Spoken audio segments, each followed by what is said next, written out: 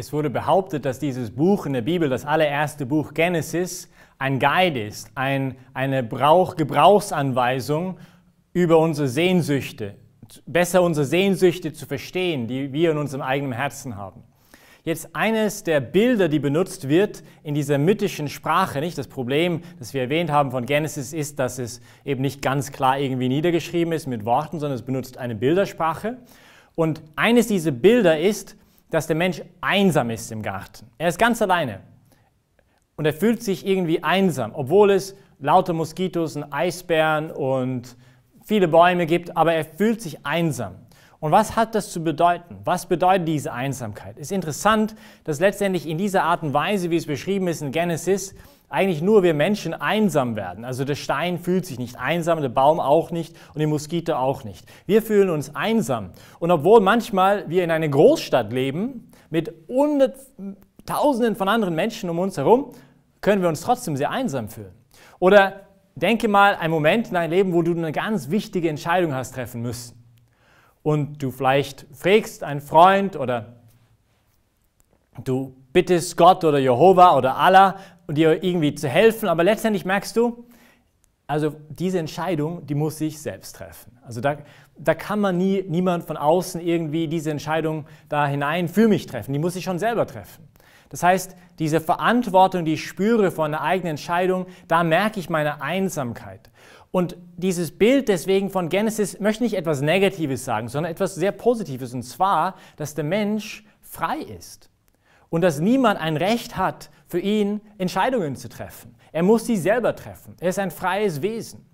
Das ist der erste Grund für seine Einsamkeit. Aber es gibt auch eine andere Form oder eine andere Art und Weise, ein anderes Bild, vielleicht, wenn man so will, um das zu beschreiben, es nicht nur Bezug ist auf seine Freiheit, sondern auch auf seine Erkenntnis, auf seine Wahrnehmung. Zum Beispiel, wenn der Paul irgendwie Gefühle hat für die Brigitte, dann sind das halt seine Gefühle. Und es kann sein, dass der Johannes auch Gefühle für die Brigitte hat.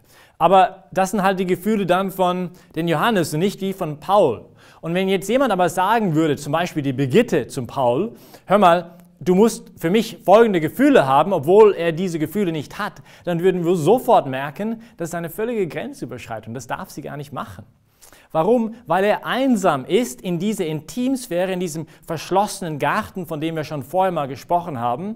Das heißt, er ist dort alleine und dort muss er seine eigene Kenntnis gewinnen und seine eigenen Entscheidungen treffen. Und alles andere darüber, wenn er das nicht macht, wenn jemand versucht, ihn dort zu zwingen, etwas zu tun, ist eine Grenzüberschreitung. Es ist eine Nutzung von diesen anderen Menschen als Mittel für die eigenen Zwecke. Wir benutzen andauernd irgendwelche Dinge als Mittel zum Zweck. Nicht? Die Kamera wird gerade genutzt, um mich zu filmen. Dieses Mikrofon wird genutzt, um meine Stimme aufzunehmen. Dieses Sakko wird benutzt, um mich zu kennzeichnen als ein Pfarrer. Das Auto wird benutzt, um irgendwo hinzufahren. Wir nutzen andauernd Dinge als Mittel zum Zweck für irgendwelche Ziele, die wir haben. Das Problem ist, wenn wir beginnen, einen Menschen zu nutzen als Mittel zum Zweck, dann spreche ich ihm oder ihr eigentlich ihre Würde ab. Ich spreche diesen Menschen ihre Freiheit ab, weil ich ja jetzt nicht mehr erlaube, dass er seine eigenen Entscheidungen macht, wo er jetzt hinfahren wird, sondern ich versuche, diese Entscheidung für diesen Menschen zu treffen. Und das ist eine Grenzüberschreitung. In einer Beziehung ist das ein Riesenproblem, wenn zum Beispiel die Brigitte zum anderen sagt, du musst doch verstehen das oder du musst Folgendes tun. Du musst. Wo muss ist keine Freiheit mehr. Und wo keine Freiheit ist, kann auch keine Liebe sein, weil du nicht zu jemandem sagen kannst, hör mal, du musst mich jetzt lieben, verstanden? Und dieses gegenseitige Muss in einer Beziehung nennt man Co-Abhängigkeit. Echtes Problem für eine Beziehung, nicht, weil es immer einen Verlierer und immer einen Gewinner gibt.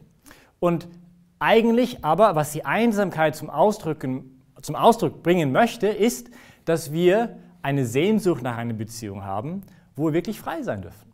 Wo jeder einfach das sein darf, was er ist. Wo es keinen Zwang gibt, du musst jetzt dieses oder du musst jetzt jenes.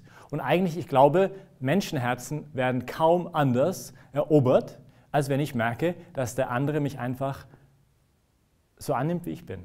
Ohne irgendwelche Bedingungen zu setzen, ohne mir zu sagen, du musst dies oder jenes machen.